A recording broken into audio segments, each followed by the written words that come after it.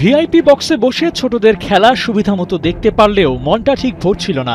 গ্লাসের দুনিয়া ছেড়ে প্রধানমন্ত্রী তারেক রহমান বেরিয়ে আসলেন, মাঠে চেয়ার পেতে বসলেন। এবার ভীষণটা আরো ক্লিয়ার, ঠিক যেন এভাবেই আজকের শিশুদের জন্য পথটা পরিষ্কার করে দিতে চায় বাংলাদেশ সরকার। সেই স্লোগানে নতুন কুড়ি স্পোর্টসের অগ্রযাত্রা। প্রতিভা খুঁজে বের করার মিশন নিয়ে শুরু হয় নতুন কুড়ি স্পোর্টস।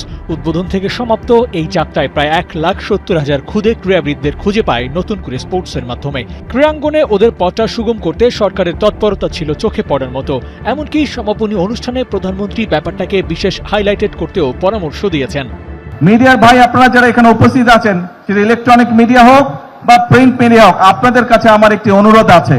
যত নিউজই থাক, আগামীকাল আপনাদের সম্প্রচারিত প্রতিষ্ঠানে, আপনাদের পত্রিকায় যদি আজকের এই বাচ্চাদের খেলা, আজকের এই ভবিষ্যৎ যারা আছে তাদের নিউজটা যেন আগামীকাল লিড করা হয়, এটি আমার অনুরোধ রইল আপনাদের কাছে। খেলাধুলাই একমাত্র কাজ না যা দিয়ে দেশের উন্নতি করা যায়, পরিবেশ রক্ষার কাজটাও যে অনেক বেশি গুরুত্বপূর্ণ সেটাও প্রাইম মিনিস্টার বুঝিয়ে দিয়েছেন। তোমরা নিশ্চয়ই দেখেছো, রাস্তা দিয়ে হেঁটে যাওয়ার সময় তোমার বাসার আশেপাশে অনেকে বিভিন্ন রকম ময়লা ফেলে যায়, বিভিন্ন রকম প্লাস্টিকের বোতল ফেলে যায়, সেটি পুকুর হোক, নদী নালা হোক, বাসার আশেপাশে। এখন থেকে যদি এরকম কোনো দৃশ্য তোমাদের চোখে পড়ে, প্লিজ তোমরা তাকে বারণ করবে। দরকার হলে সেই ময়লাটি তোমরা তুলে নিয়ে গিয়ে যেইখানে ময়লা ফেলার জায়গা নির্দিষ্ট সেই জায়গায় ময়লা ফেলতে হবে। নতুন কুড়ি স্পোর্টসের ফাইনাল ডেটা ছিল প্রতিযোগিতায় ঠাসা একদিন। বালক বালিকা দুই গ্রুপ থেকেই ফুটবল, ক্রিকেট, দৌড়ের কম্পিটিশন হয়েছে। চ্যাম্পিয়নদের মেডেল পরিয়ে দিয়েছেন প্রধানমন্ত্রী তারেক রহমান, সেই সঙ্গে দেশ গড়ার আহ্বানটাও করেছেন। ক্রীড়াক্ষেত্রে বাংলাদেশের উন্নতির সুযোগ ও সম্ভাবনা নিয়েও কথা বলেছেন তিনি।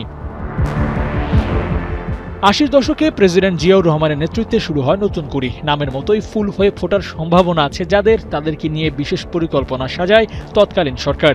মাঝে লম্বা একটা সময় যাত্রা থেমে থাকলেও বাকি থাকা কাজটা পরিপূর্ণ করতে এগিয়ে আসে তারেক রহমানের সরকার।